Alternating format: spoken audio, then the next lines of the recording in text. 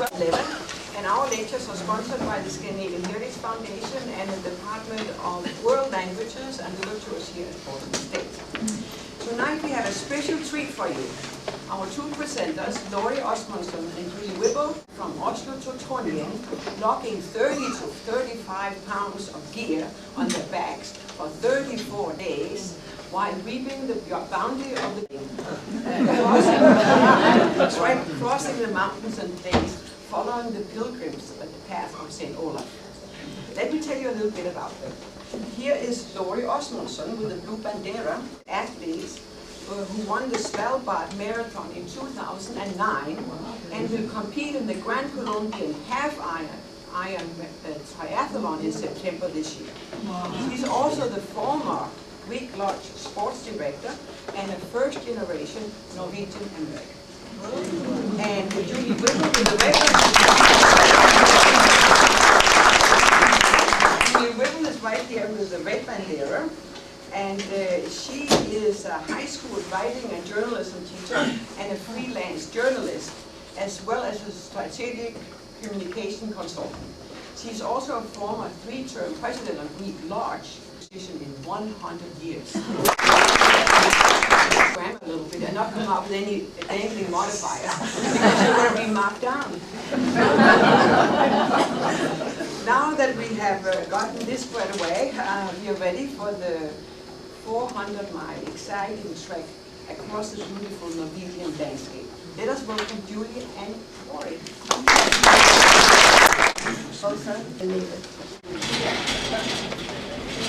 We got one chair up here in the front, and there's another chair right there. Okay, well, thank you everybody for coming this evening. And as also said, we're going to talk about our grand journey across Norway on the Pilgrims Trail this past summer in June and July of 2010. And we are decked out pretty much as we were on the trip. These are our actual clothes and our actual boots. Pretty much the same weight as what we carried, so if any of you are really daring afterward, you can come on down and try and hoist it up.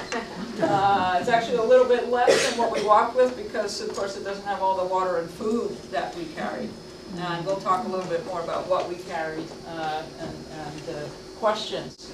So what I thought we would do is just talk a little bit about background, what is the Pilgrim's Way, a little bit of the history behind it, and then we'll leave some room for questions at the end. And usually when we've done this slideshow in the past, people get really excited on particular slides and they want to ask questions about that picture, and that would be great if we had 2 or 3 hours, but since we have less time than that, we'll just hold the questions until the end.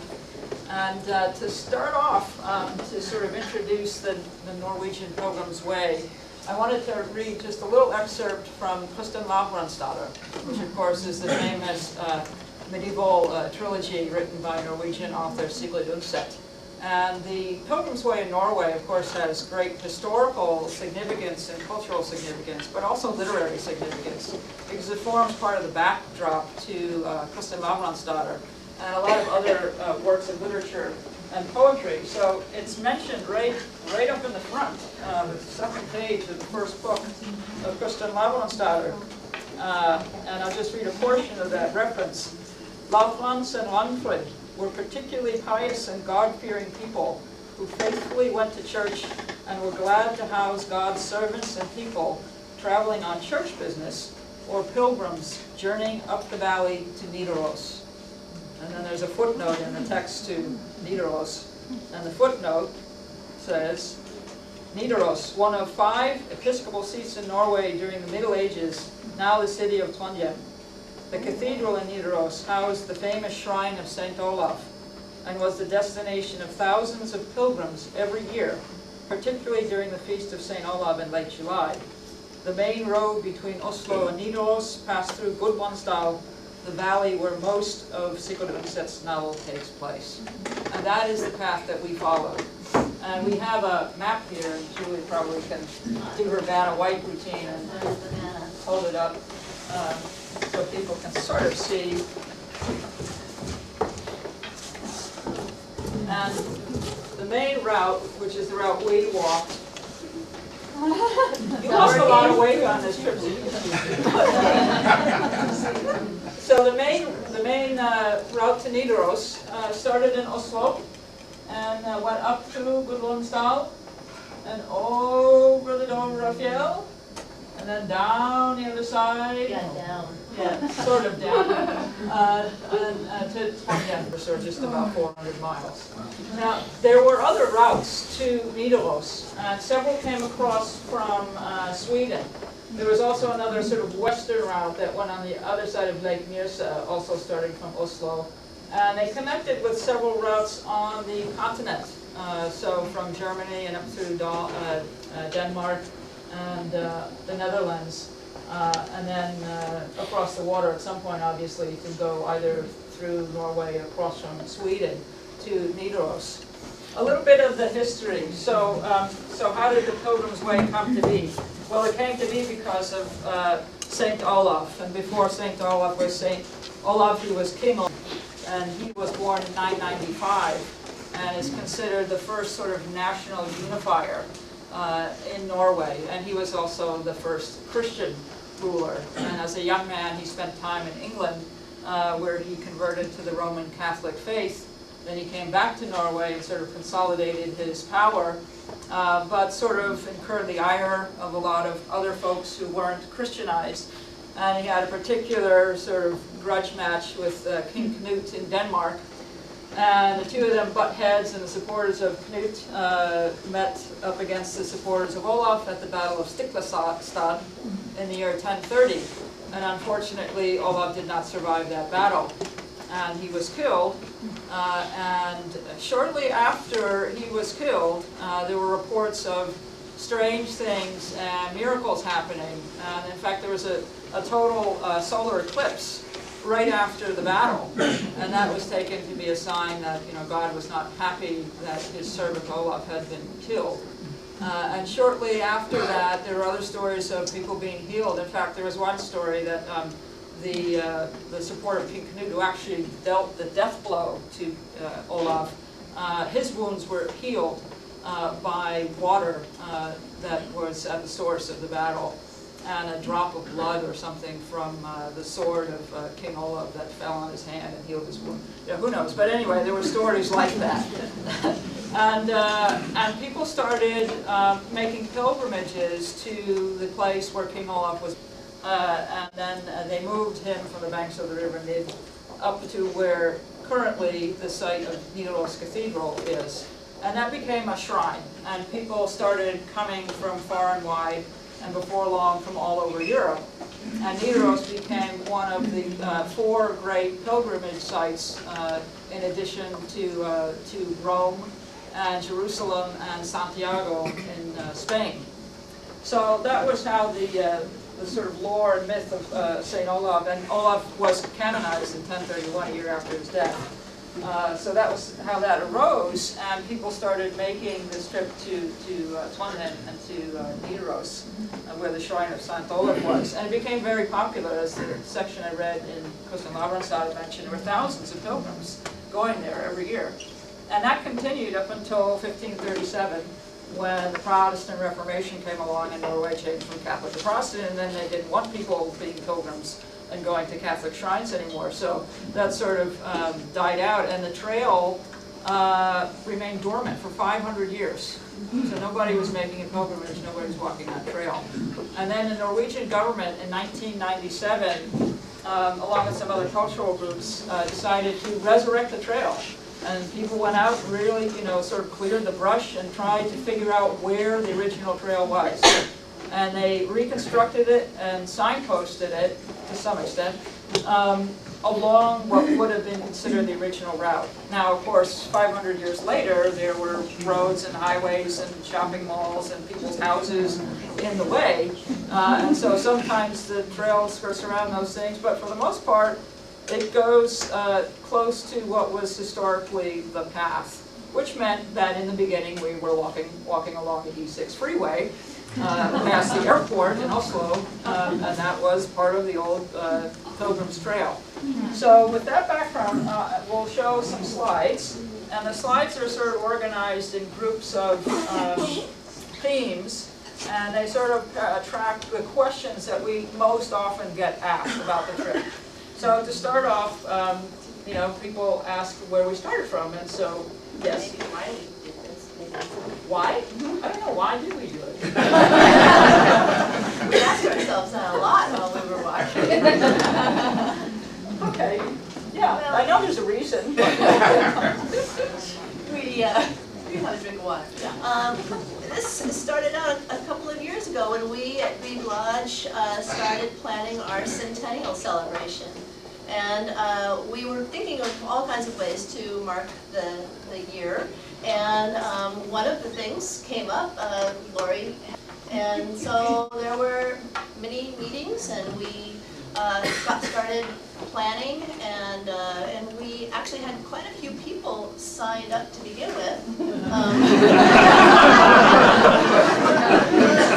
Notice how many people are in this. But you know, for one reason or another, when it came time to go, there were the two of us left. And maybe they knew something we didn't.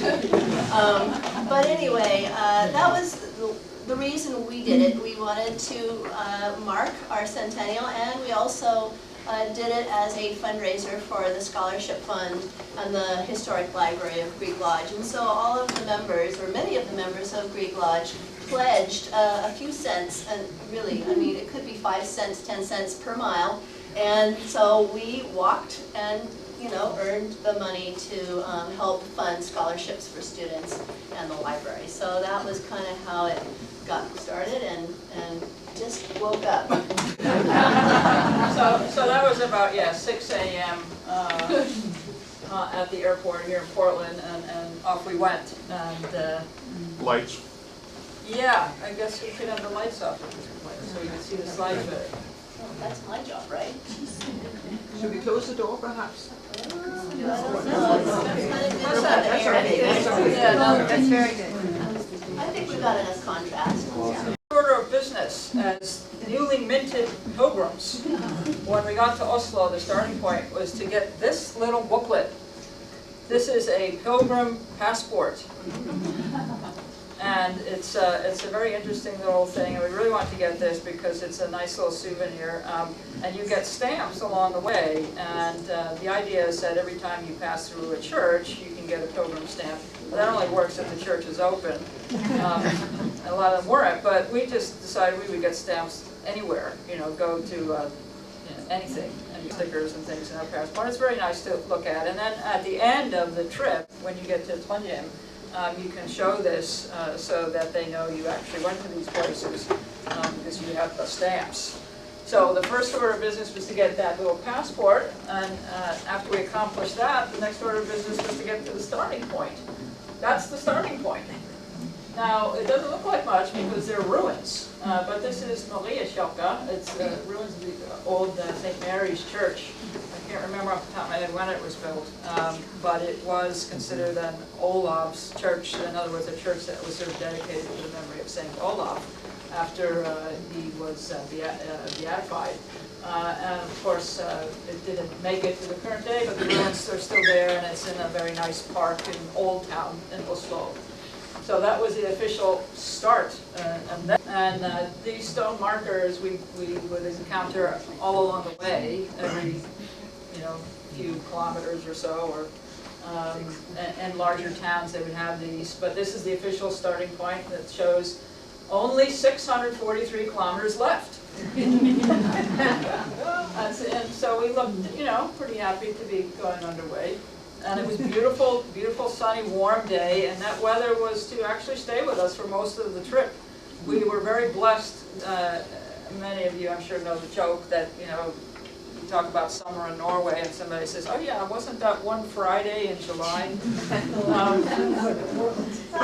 But we were extremely fortunate, and out of 34 days walking, we only had 3 or 4 days where it rained for part of the day. And the rest of the time was dry and mostly sunny, and sometimes actually pretty warm. Okay, so then we set off, and we had maps and guidebooks to help us along. We also had, we brought all of our maps. And we also had the actual official Pilgrim Trail markers where they existed. And some of the ones that we encountered, especially in the beginning part of the trip, looked like this. They were just a sort of wooden post in the ground.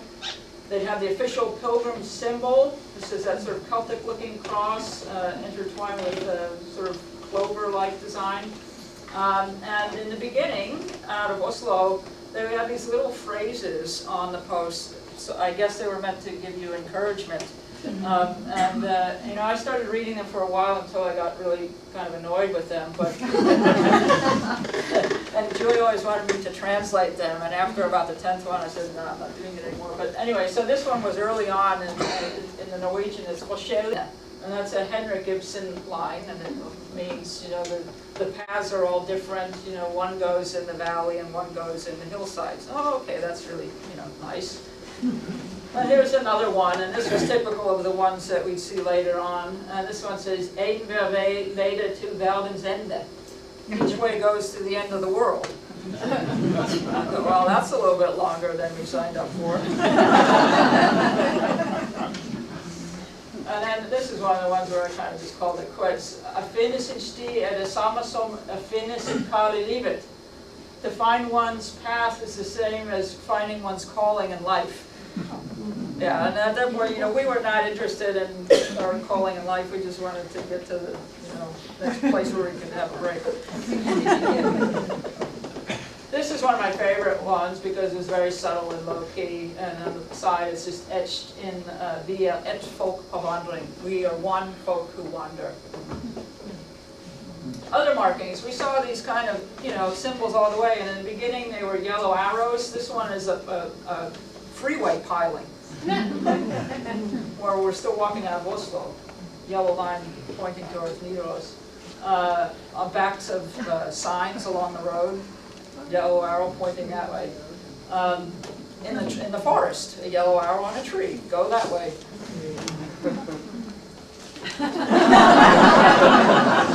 Yeah, that one we should have looked at for a minute. No, I don't think they want us to climb up over the ridge. So we walked across the ridge. A little red wood, you know, these were new ones. I guess I just put up a year or so ago. They were freshly painted. So they're like buried in the trees. So you have to, you know, be eagle-eye all the time. And this was a sort of sometimes constant source of some frustration. Where is that next little red symbol? On a little gate, you know, there's all of these gates that keep in the farm animals, and you have to pass through them. And you know, every once in a while we see pilgrim signs, so we know we're going the right way. Some paint on a rock, just little splotches here and there. So you really have to keep an eye out. Little stickers on, you know, signposts. Again, and that was a nice sign. I really like that. Saint Olav Haraldsson, Saint Olav's way. It's that way. This one, and this one. So we really knew we were going the right way on that particular day. And sometimes they just put a sign on a tree that said Pilgrim's Way. Now this is, we took this picture because this is the only sign for a toilet on the whole 400 miles. And just so that you knew it was a Pilgrim toilet, they put the Pilgrim sticker on. This is what the toilet looked like. It's so cute.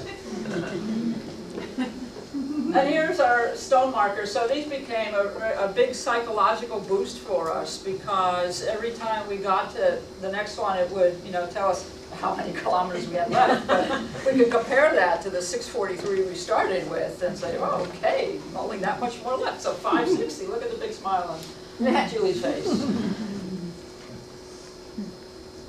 503. 455. Notice how Julie's getting thinner. 284. Reindeer out. 208. That's up on the Dobrafjell. Now we're coming to the home stretch. 101. Ooh. There's nothing left of us, only our poles.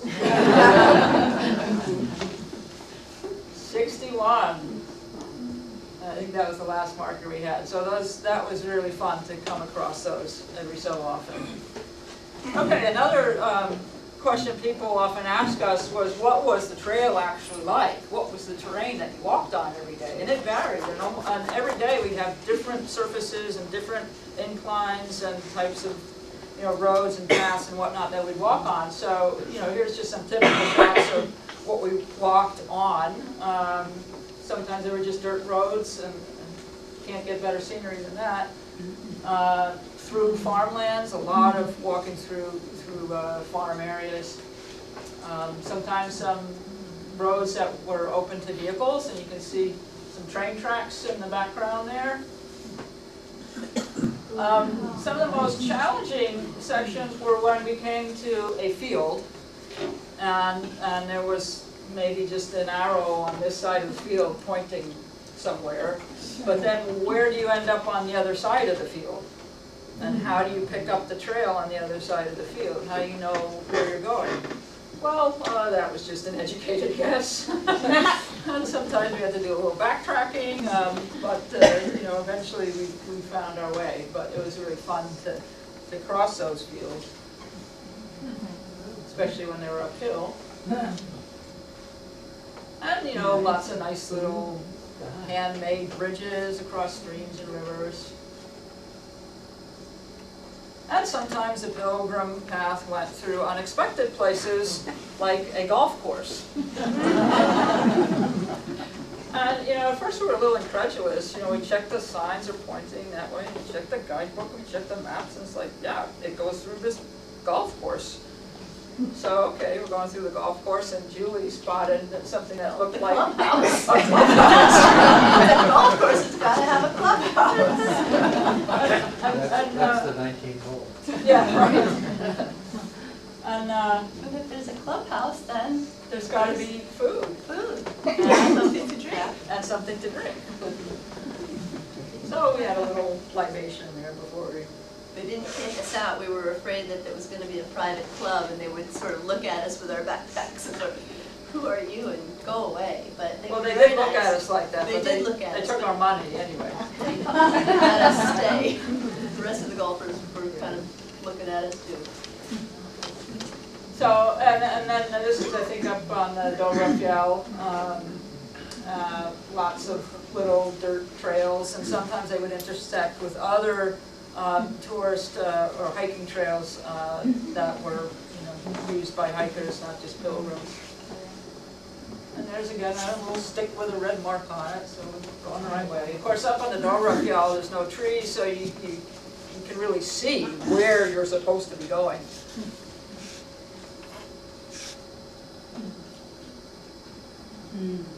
Up and down, and over, up and down and over. So when we came to the little gates, sometimes you have to climb over them, and that can be a little tricky with a backpack. Yeah, there's a pilgrim. He had a long coat though, so that might have been a little harder climbing over that gate. But yeah, it was sometimes a little tricky with the backpack on because there's a lot of stuff in the backpack, and you don't have.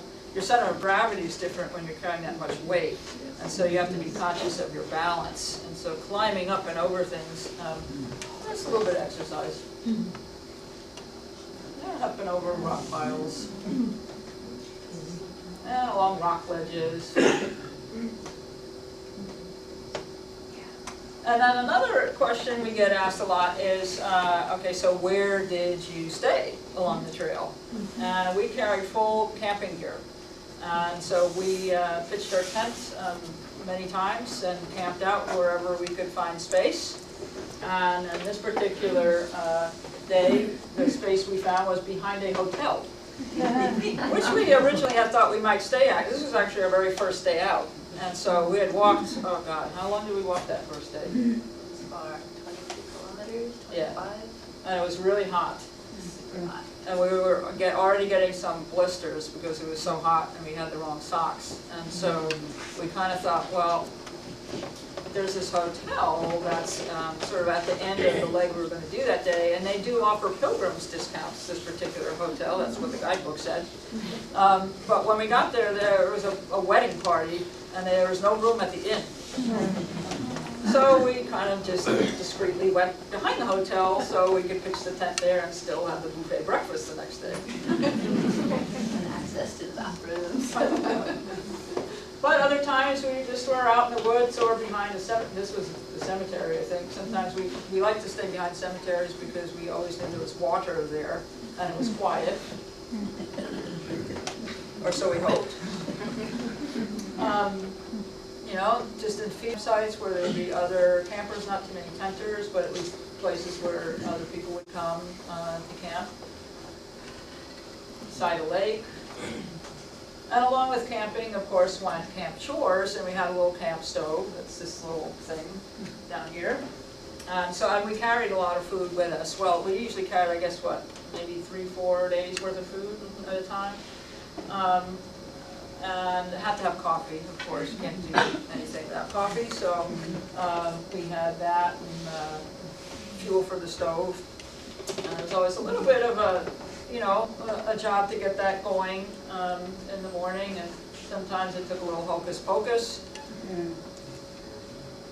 And then when we were done with our chores, especially at the end of the day, we relaxed until we completely conked out and do things like write in our journal. We kept a journal every day. Or just kind of, sit and hang out. Soak the feet. Feet took up a long time in terms of our pre-walking and post-walking chores because we had some blister issues in the beginning and we had to bandage them and so we had to carry a mobile hospital just for the feet. Another question that people ask us is, well, in addition to camping, did you ever stay places along the way, that had a roof and 4 walls? And the answer is yes, we did. There are sort of designated areas where pilgrims can stay overnight. And a lot of people who do this walk do not take camping gear because it does add a lot of extra weight. It's really a lot more to carry that camping gear than not. And so some people do the walk and they use overnight accommodations the whole time. But that can often be hard to find, and if you get caught out for whatever reason, you twist your ankle, bad weather, or whatever, you're not anywhere near an overnight place. Or it's full. Or it's full. Yeah, but what would we have done without the tent? So yeah, it was an insurance measure, even though we had the extra weight. But sometimes it was nice to have a shower or roof over our head and not have to pitch the tent. And there were some of those accommodations on offer. So this is just that was designated as an overnight pilgrim place. It just says open for overnight to all foot tourists. And if it was locked, there's the person's phone number to call. But if the door is open, nobody there, just let ourselves in, make ourselves at home. And plus, we had no cell phones, so. And we had no cell I phone. didn't call anybody. No. And we, this is another example of a pilgrim dedicated place solely for pilgrims to stay, and it's on somebody's property. So they just made this structure because their house is along the pilgrim's route, and they leave it open for whoever wants to come in and use it. And it was adorable. I think, yeah, that's the interior. Isn't it cute? That was the Tell the day story. that we had, I think we were still at 7 kilometers left to go on that, and we just thought, oh, we can't walk by here and not stay here, so we'll just do the extra work tomorrow. So anyway, but it was just beautiful. And we stayed in a little gardener's shed, also on somebody's property, but they open it up to pilgrims passing through. It was really sweet. Farms, lots of, as I mentioned, we passed through lots of farms, and often they would be places that would give discounts to pilgrims to stay overnight, and sometimes offer food as well. So this was one farm we stayed at, another cute little cottage. Very low door frame though, and I kind of didn't quite clear it when I went in there. Yeah. Duck. We stayed at a youth hostel. This was in Hamar. This was after we kind of completed the first major leg of the trip. and we were in the Hamar, at the Hamar Vandrehjem, youth hostel there. We stayed in what Julie dubbed a haunted house. It was totally haunted. Again, this is another place that was in the Pilgrim book. Pilgrims can stay here, but we fronted up and there was no sign of life anywhere. Door was open, windows were open, stuff was laying around inside. It looked like people had been there or just left in a hurry. And it was a little eerie, but we stayed there. We got out real quick the next morning. We stayed in a shooting hall. Again, another place that was in the Pilgrim lodging book, and it's a real shooting club, and they had a clubhouse there. We stayed there. That's the inside of the shooting club. One of the most interesting places we stayed was an actual medieval herberge, a pilgrim lodging place. This one is 700 years old. It's been maintained and kept since the 1300s. And we stayed there overnight. And that's what the room looked like. They had these big, sheepskins and big wooden, we call them adult cribs. And it was a very comfortable night stay. And a cute little veranda where we could have our akvavit. And then when we were up over the Dovrefjell, there are some actual guest houses there because the E6, the main highway, goes through a portion of the Dovrefjell, and so people can drive there and get out of the city and stay overnight. So we stayed in a couple of those. That's another one in the Dovrefjell, Kongsvoll. We also had some very nice food there.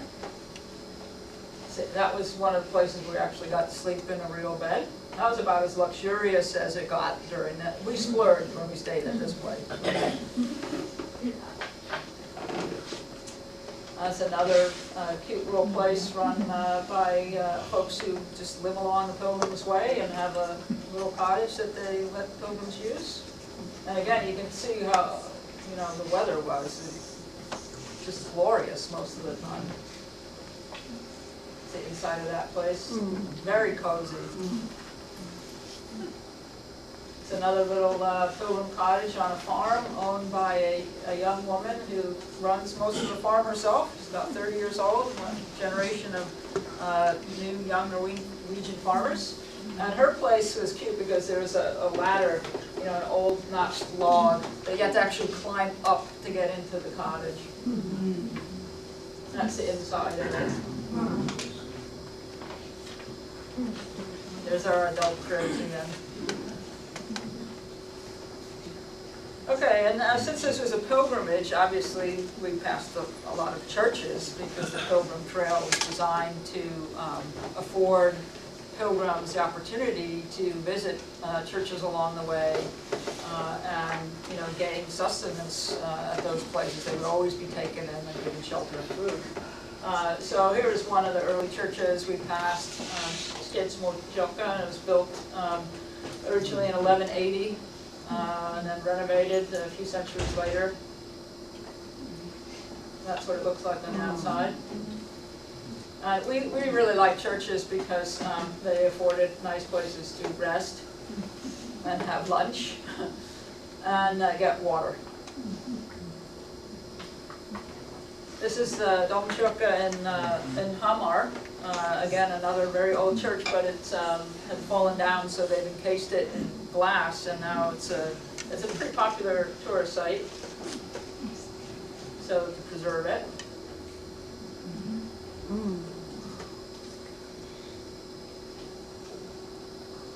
Most of the churches we passed were closed. They're not often open and outside of church service times. So often we'd be passing by churches and we'd want to kind of have a look inside or get our passport stamp, but they would be shut up and wouldn't be really anybody around. But this is the church in Ringsaker, and the church was open and they did let us in and stamp our passport. That's the inside of Ringsaker Church. We passed one stave church, Stavkirke, along the way. This was in Ringebu, That one's covered in slate. It's the only church we ever saw that was just completely clad in huge pieces of slate. It's really interesting. And then in addition to churches, we saw some odd things along the way. We passed through a town, and usually whenever we went through a town, we had only two thoughts in our mind: food, beer. And so, yeah, often all chocolate, I guess, 4 thoughts. And I think after, either we were just about to go in the store, or we'd just come out, and we saw that, and thought we should get one of those in Portland.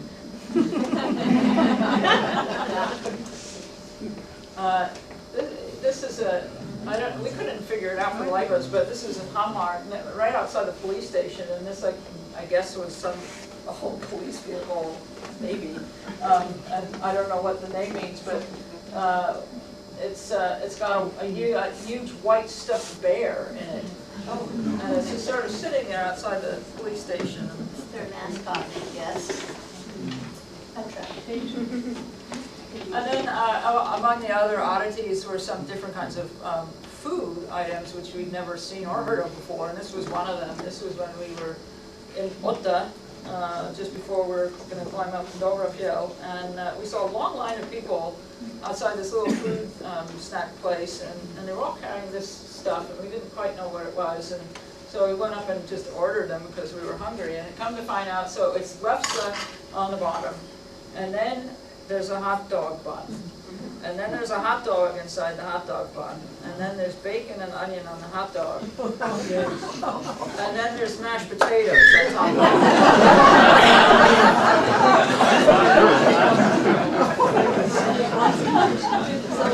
it. We got the small one. We needed the calories. And of course, we saw animals, so we had wildlife sightings, and we saw lots of sheep, and that was always fun. There were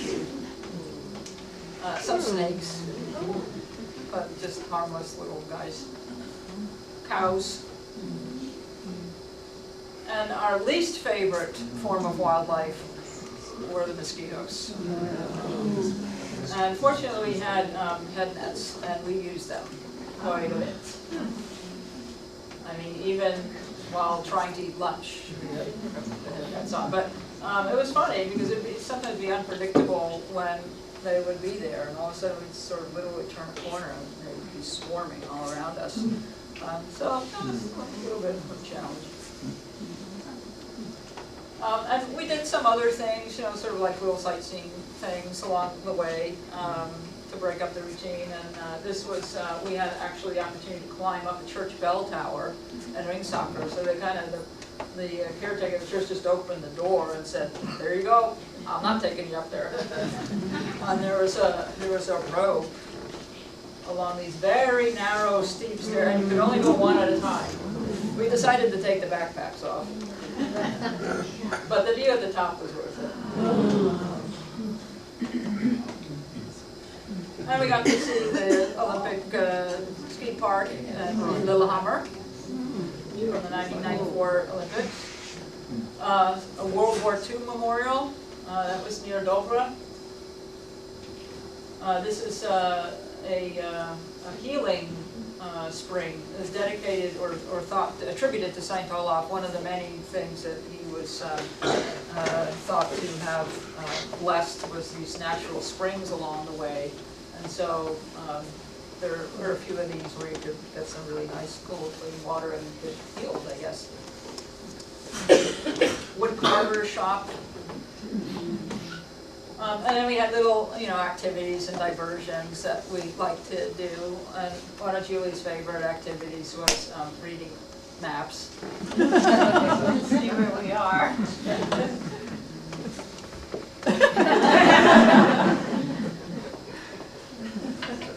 And one of my, favorite diversions was to touch all of the electric cattle fences to see if they were on. What to do? No TV.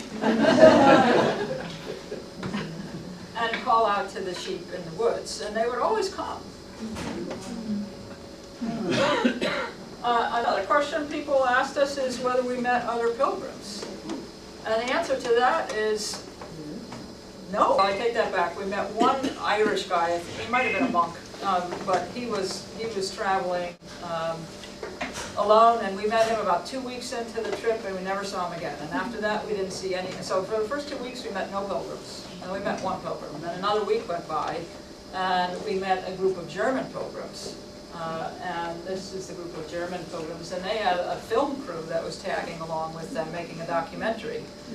So they did a little film shoot of us because they thought we were interesting. And we also met a Norwegian film crew. So within the space of what was it, like 3 days, we met a German film crew and a German pilgrim crew, group, and then a Norwegian documentary film group. Right. And they all wanted to interview us because they had heard that there were 2 American women on the trail doing the whole trip. And there weren't very many other people who were doing it. At every place that we stayed, there would be a little log or guest book that we had, we would sign in. And so you get a chance to see who had maybe been there before, and they would sort of write where they were going, who they were, and everything like that. And really, we found out there was one other American, but we thought he was a Scot for a really long time. But apart from him and these guys, that they took 2 weeks off in the middle of it, there were only 4 or 5 of us maybe that were going all the way through in one go from Oslo to Trondheim. Wait, questions later. It's not a question, it's a comment. Okay. Those 2 guys were interviewed by the Norwegian newspaper in Trondheim. My mom, really? My mom cut the interview out and she sent it to me, so I have the notes. Oh, good. Those 2 are in that newspaper article. Yeah. Talking about interviewing Lori and Julie, 2 Americans. And their footage will be shown on NRK come sometime this year, and I'll let you know when. And I asked my mom to record it. And we're actually trying to get them to come to America and come to Grieg Lodge and show the film there too. So anyway, we're working on it. Yeah, they're nice guys. Very nice guys, and they've been emailing us and keeping us updated on the progress of the film also. And they said that I think they projected they were going to be done with post-production in March, and yeah, I haven't heard when they're going to show it in Norwegian television, but yeah, if your mom's keeping tabs on Oh, she's keeping an eye out. Oh, good. That's exciting. And you know, we were pretty good shape towards the end of the trip, and no complaints, and you know, we're keeping our food intake and water intake up. But you know, Julie had a preference for a different type of beverage, so she would carry these things, and you know, we'd stop in a store and she'd say, "Oh, I think we're gonna have a beer," and I would kind of shake my head that she was gonna because it's glass and it's heavy. But She'd say, "Yeah, are you going to carry that?" I'm carrying it. I'm carrying 1 bottle of beer. And we'd get up to wherever we were going to have lunch, and she'd drink half of it. Well, it was to make her backpack lighter. Teamwork. Yeah. And finally, we catch sight of Nidaros Cathedral, and that was pretty exciting in the distance. And we still just had a few kilometers to go, but we could see it. And then there it was.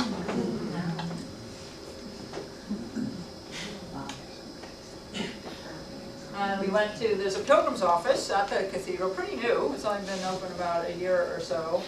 So we stopped in there, and that's where we got our certificates for completing the journey, signed by the cathedral office. And that's Saint James, or Saint Jakob, the patron saint of pilgrims, on the facade of Nidaros Cathedral. And every year on July 29th, during Saint Olav week, the festival that goes on, they put a wreath around him to commemorate the pilgrims. And that's Saint Olav, the guy who was responsible for the whole thing, for us ending up there. And he also gets a wreath to commemorate Saint Olav's week. That is the end point we are sitting on. That's, you know, mile marker 0 or kilometer marker 0. That is at the very end in the plaza there. Yeah, right, we ditched the boots and the backpacks. So that's the end of the slides. We have the scenic shots, but I see by time we should probably stop to look at How those slides long is afterwards. it, the scenic shots? It'd be nice to see. Yeah, about it runs for 2 minutes. Oh, that's Yeah. Okay. Okay. Let me see if I can find it. That's a wonderful. We need a tech consultant. This is my son. This is David's newest son. I gotta get to the front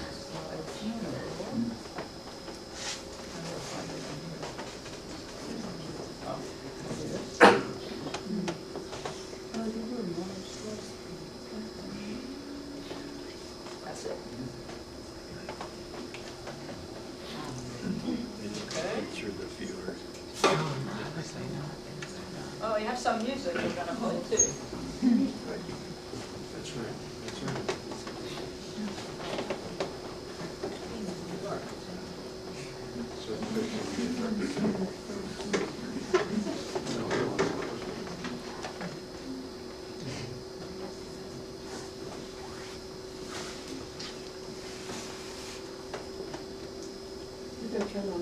Yeah, my light is just like. No, every light except the one that I. All the lights, but. Okay. There we go.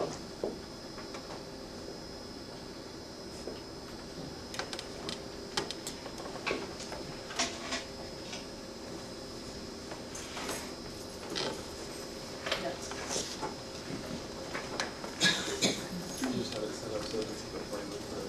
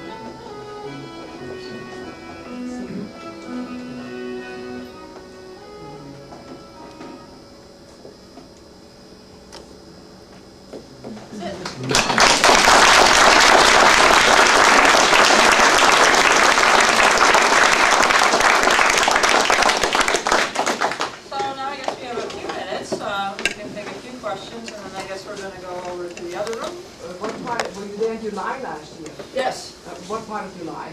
The Olaf's Day, July 29th, which was the actual date of the battle in which he was killed. So we made sure that we got to Trondheim and it was on that day. So we started on the 26th of June.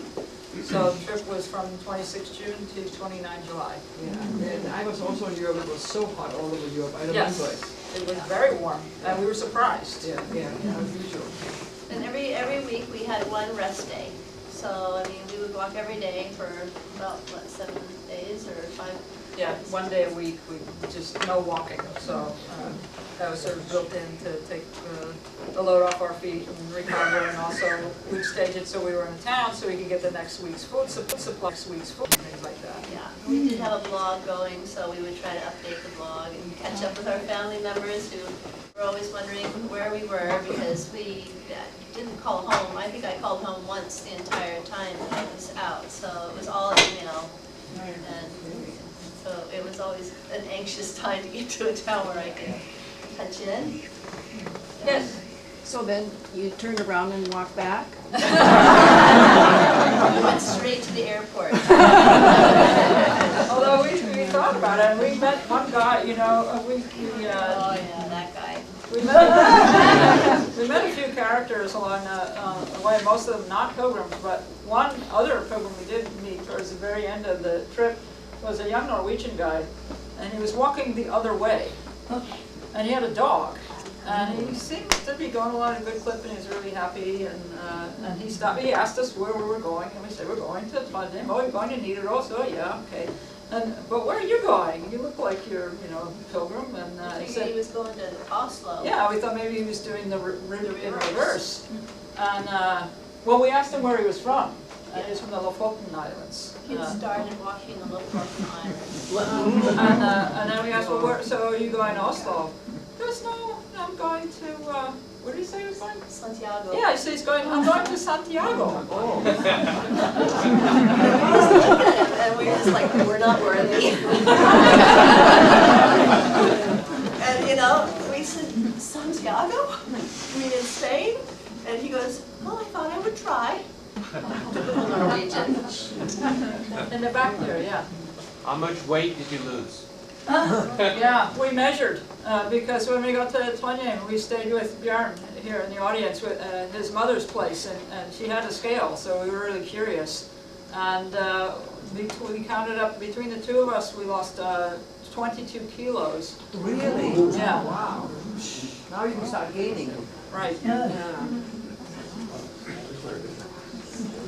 Yes. Would you do it again? Yeah, definitely. Maybe next time some more of your Maybe a lodge will different, go. maybe a different route. I have to say that, you know, maybe the toughest part for me anyway, was there was quite a lot of marshy bits. You know, I mean, there had been quite a lot of rain, and during the summer in some of the high places, and pretty much anywhere else for that matter, it's marsh. And so, you know, you find yourself just trying to walk on top of bushes, you know, and then feeling guilty about it because you're not supposed to walk on bushes. But yeah, it just, the squishy sort of sinking into water is not a fun thing carrying 30 pounds. So. Yeah, less weight is definitely easier, and there are lots of folks who don't bring camping gear, as I said, and then you know, that makes the going a little bit easier. But you know, I don't think we had any regrets doing it the way we did it, and yeah, It's good to be independent. yeah, we would highly recommend it. Yes. Did you feel safe? And what kind of water did you find for drinking? Yeah, safe in terms of security, absolutely, except for maybe the haunted house. Yeah, a little bit spooky. But yeah, no worries there. You know, we were two women traveling alone. Yeah, I mean, sometimes we didn't see another living soul the whole day. You know, there's animals, but nothing that's going to eat you. That one wrestling in the bushes, that scared me. Yeah, it could have been a wolverine. Yeah. But in terms of water, there was always places to get water. You know, when we went through the churches, of course, they had spigots in the garden. You can drink that water's clean and no problem. And sometimes we'd be passing along somebody's house on the roadside, and you just go and ask if your water is low and fill up, and they were happy to do it. And also a little bit curious as to what we're doing, because there's not a lot of traffic. It's just not a very well-trodden pilgrim route compared to Santiago de Compostela in Spain, which has thousands of people walking it every year. Did you carry Krona? Or Yes. American? No, we had the Norwegian No crowns. Visa cards? Yeah, no, well, you're right, it wasn't that useful. Yeah. Yeah, no, there was a lot of things, most of the time we didn't really need money, Yeah. because we had pretty self-sufficient. But when you went into towns and buying things? Yes, you did- yeah, and that was another reason it was nice to have a rest day, so we could be in the town and do banking, go to the ATM machine and get money. Mhm. Anyone else have any questions? And we're gonna be obviously around afterwards. I have one more question. What do you think was the total cost? Yes, that's a really good question. Figured that out. And, well, sort of leaving aside airfare, I figured that our ground costs had to be about $40 a day. Right, yeah, for Norway, it's not bad. But that's of course because, we were camping and self-sufficient and buying, food from supermarkets, not eating in restaurants and things, so, that's what brought the cost down quite a bit. Yes? What was the typical intake of food for you? What did you eat at one Not time? enough. But yes, see, we could have eaten a lot more, but you have to carry that, and it was just, we can't carry as much food as we would have liked to eat. So basically, we had always a hearty breakfast. We had coffee and oatmeal. That's the breakfast of champions. So, because it fills you up and sticks to your ribs. So we always had oatmeal for breakfast, and then lunch we had bread and a lot of times sardines, really good, of course, tin sardines in Norway, and leverpost. Yeah. Liver paste. Yeah, liver paste. Thank you. It's all kinds of things they sell in Norway in cans and tubes. It looks like toothpaste, but it's liver pate or chicken spread or something like that, or salmon. We found some really good salmon pate. So we'd have that, and light things that we could carry, and chocolate. Well, eat a lot of chocolate whenever we could get our hands on it. And then we had some camp food that I brought in packages from here, freeze-dried, because I knew it would be a lot cheaper to buy it here than in Norway. And those you just add boiling water, and pretty tasty, and gives you some calories. And then, of course, every time we passed a place that actually served hot food, we'd go in and buy it. Including gas stations. Yeah, we became very fond of gas station hot dogs with bacon. Were you ever worried that you were lost at all? Oh yes, almost daily. But we got here, so. You didn't have GPS? No, well I did have a little handheld GPS, but it sucks up a lot of batteries, and I didn't want to carry all the batteries. I didn't have a solar charger, so I kind of just used it sparingly and get coordinates every once in a while. We had a compass, and we had these very good maps, but sometimes the trail just wasn't marked very well or at all. And we had to kind of guess. And sometimes we went a little wrong, but we never got too badly lost, and we could always kind of figure out generally where we needed to make the correction. Any more questions? You can always ask questions afterwards, because we're going to meet for refreshments in the finish room. Are they continuing to improve the trail? Yes. Yeah, the government is very keen on improving it as more and more people find out about it and become interested in doing the whole route. And so they're going each year, and they get volunteers to come and do the markings, and sometimes they have to go to the places that were marked and of course replenish them. So they are working on improving that. And the Pilgrim office is taking groups. So you can actually go to Norway, go to Oslo, and sign up to go with a group. They'll carry all your stuff, go from one spot to the next. It takes a little bit longer, I think, Yeah, because they don't they're walk not as walking as many miles per day. But yeah, there are groups that go all the way, and some that do just parts of the way. And a lot of people just do parts of the way too. And it's quite easy to do that because the transportation is excellent, and you can jump on a train or a bus and you know, get to the part that you want to do, go do that part, and then jump on another train or a bus and carry on. So it's very doable. Well, thank you very much. I've been looking forward to this for a whole year.